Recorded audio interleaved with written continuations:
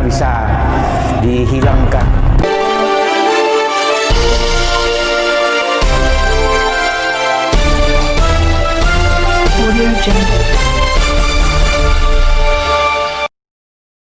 Saya bahwa setiap yang mau menjadi calon bupati itu ya maupun wakil bupati itu ya mau bertanggung jawab atas kemajuan Tanah Karo.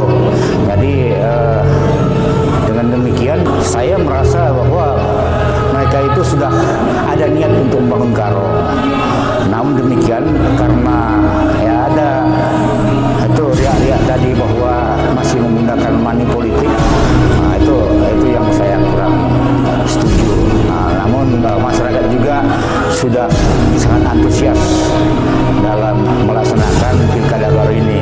Jadi nyatanya kalau di perkotaan itu mereka itu sudah benar-benar